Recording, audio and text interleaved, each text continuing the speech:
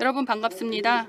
오늘 기쁘고도 영광스러운 마음으로 이번 세션에 참여하고 있습니다. 제목은 데이터 경제 미래 만들기입니다. 오늘 이 자리는 또 글로벌 혁신 성장 포럼 2021인데요. 제가 오늘 데이터 경제 미래에 관해서 발표를 하고자 합니다.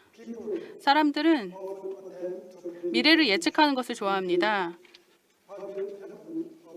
몇 분 뒤에 무슨 일이 있을지, 며칠 뒤, 몇 년 뒤, 혹은 몇 달 뒤에 어떤 일이 있을지 예측하는 걸 좋아하는데요. 일상생활 속에서도 우리도 예측을 하죠. 내일의 날씨나 다음 주 복권 당첨 번호나 코로나 종식 시점이 언제일지, 혹은 차기 대통령 등까지도 모두 예측하고자 합니다.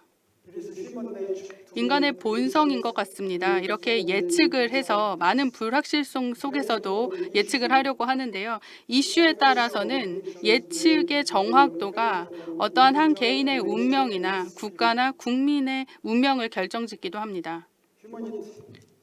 인류는 여러 다양한 노력을 통해서 예측을 하고 또 미래를 준비하고자 해왔습니다.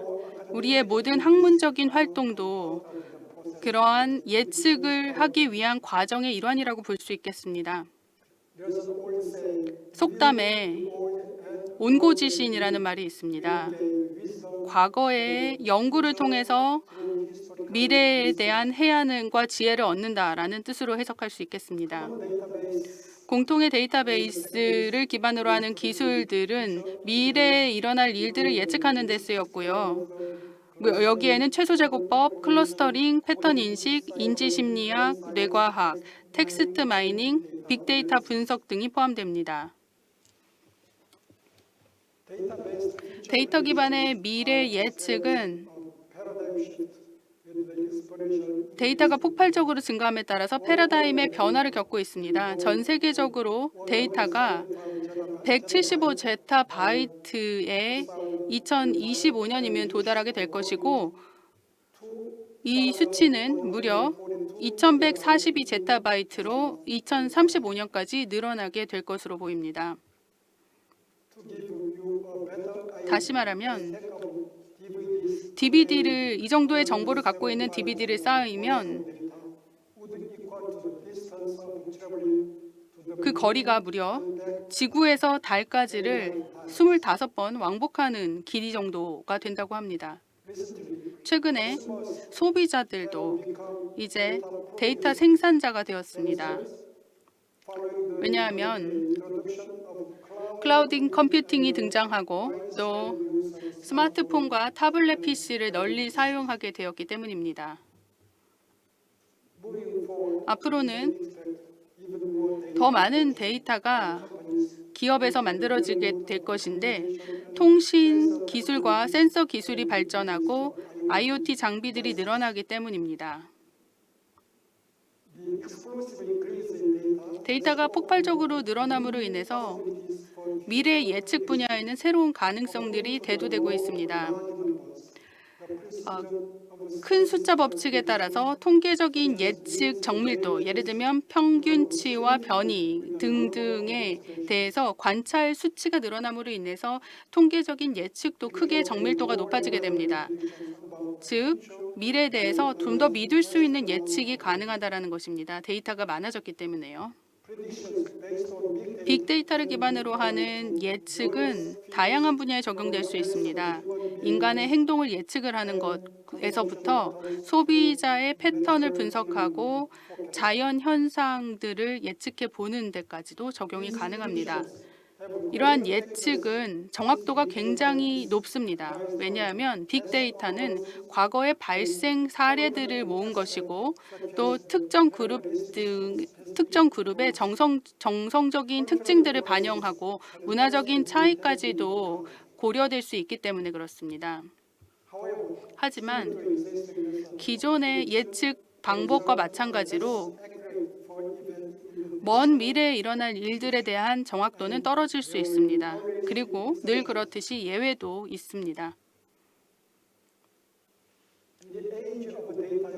데이터 경제 시대의 새로운 경제 가치는 데이터 기반의 예측 기술을 통해서 만들어지게 됩니다. 데이터는 이제 미래 산업의 핵심이 되고 있습니다. 마치 예전 산업혁명 시대에 석탄이 그 역할을 했던 것과 비슷한 개념입니다. 미래에 개인이나 기업 그리고 국가 간의 경쟁은 이들이 어떻게 데이터를 이용해서 예측을 하느냐에 따라 결정될 것입니다. 데이터 거래, 데이터 보호, 또 데이터 경쟁력에 따라서 이런 부분들이 개선이 되어야 됩니다. 개인과 기업 그리고 국가는 자신들의 데이터를 보호하고 이를 통해서 정확한 예측을 해야지 미래의 리더 자리를 차지할 수 있습니다. 한국 정부는 33.5조 원을 2020년부터 2025년까지 디지털 뉴 딜에 투자할 예정입니다. 데이터 댐이 디지털 경제의 발판이 될 데이터 사용을 최대화하기 위해서 구축이 될 것입니다. 이렇게 민간 부분 그리고 공공 부분에서 수집된 데이터는 5G나 다른 초고속 네트워크를 통해서 모아지게 될 것이고 AI를 위한 트레이닝 데이터셋으로 표준화될 것입니다. 데이터댐은 AI의 퍼포먼스를 그리고 혁신적인 서비스가 전달되는 것을 개선할 것인데 AI와 다양한 분야의 데이터를 통합하기 때문에 가능합니다. 교육, 의료, 그리고 국방 등에서 나오는 다양한 데이터들을 AI와 통합을 함으로 인해서 이러한 성과 개선이 가능합니다. 즉, 데이터댐을 성공적으로 구축을 하려면 정부는 전략적인 투자를 7가지 프로젝트에 해야 됩니다. 데이터, AI, 클라우딩 서비스 등이 여기에 포함이 됩니다.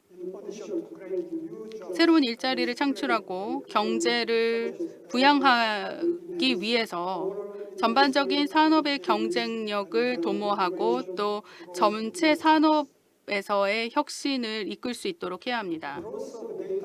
데이터 경제의 성장은 이제 우리가 기술 정치 시대로 접어듦에 따라서 앞으로 더욱 가속화될 것입니다. 지금까지 국제 정치는 주로 지정학적인 요소로 관장되었습니다. 그렇기 때문에 지정학적인 위치가 과거에는 중요했습니다. 하지만 이제는 전 세계 경제가 과학과 기술로 이끌어지기 때문에 미래 세계 경제는 결국에는 과학과 기술의 성과가 뛰어나고 데이터 기술이나 데이터 기반 예측 기술이 발전한 나라가 주도하게 될 것입니다. 그래서 저는 글로벌 정치적 경제의 중요성을 강조하고자 합니다. 특히 기술 정치와 데이터 경제의 미래 전략 차원에서 이 중요성을 강조하고자 합니다.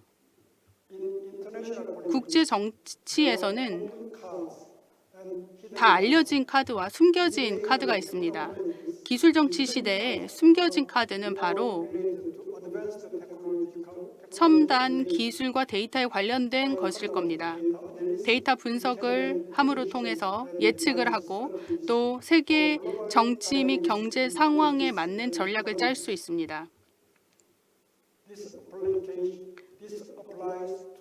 또 국내 및 국제 경제 지표 예측에도 적용이 될 수가 있고요. 시장의 안정성, 공급망 변화에도 예측을 하는 데 쓸 수가 있습니다. 결국에는 데이터 관리는 국가적인 차원의 기술 전략을 통해서 관리를 해야 됩니다.